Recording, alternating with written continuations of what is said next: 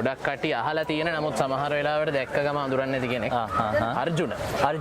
අර්ජුන කියන්නේ ඇත්තටම දැන් අවුරුදු 7ක කාලෙක ඉඳන් වගේ මගේ බොහොම හොඳ යාළුවෙක්. ඉතින් බොහොම හොඳ යාළුවෙක් වගේම තමයි අර මං විතරක් නෙවෙයි. එයත් සාමාන්‍යයෙන් මට දැනලා තියෙනවා ඕනම මිනිස්සෙක් එක්ක. අපි යන්නේ ළඟට මේ පොඩ වාට මේ හොයනවා. සාමාන්‍යයෙන්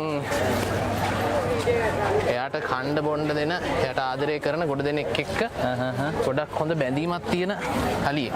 ඉතින් මෙයා කොහෙට ආයිද මේ පොඩ්ඩක් ඒ විස්තර චුට්ටක් කියන්න. මේ ඇවිල්ලා දික්වැල්ල වැවුරු කන්නල බුදුරජ මහ විහාරයට අයිති අලිය කරතොට පන්්‍යාස සීහනායක ස්වාමීන් වහන්සේට තමයි අයිති. මේ අලියා 1997 මාර්තු මාසේ 17 වෙනිදා තමයි ඉපදෙන්නේ. එතකොට මාර්තු මාසේ 17 කියලා කියන්නේ 1996 අපේ ලෝක කුසලාන්නේ ජයග්‍රහණය කළ හරියටම අවුරුද්දක් වෙච්ච දවස. ඉතින් අනිත් කට්ටියට දෙන්න ඕනේ. ඒ හින්දා අර්ජුන ඔක්කොම පගාවද ගනී වගේ දෙන්න වෙයි වගේ.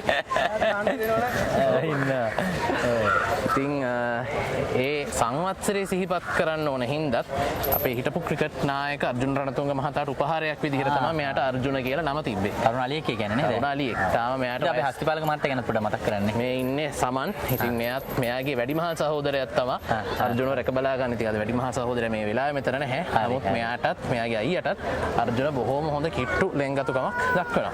හරි. ඉතින් තවත් විශේෂත්වයක් තමයි මේ පාර මෙයා එකතු වෙන්න සුපුරුදු විදිහට මහනුවර ශ්‍රී මහා නාථ දේවාලයේ පෙරහැරට. මෙයා මුලින්ම මහනුවරට ඇසළ පෙරහැරට සම්බන්ධ වෙන්නේ නාථ දේවාලයට.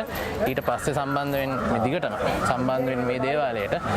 ඊට පස්සේ තමයි මේ හස්තියා 2016 අවුරුද්දේ ඉඳලම නාථ දේවාල පෙරහැරේ දේවාභරණ වැඩම කිරීමේ කාර්යය සිදු කරනවා. ඉතින් මේ පාරත් අපිට බලාපොරොත්තුවක් තියෙනවා.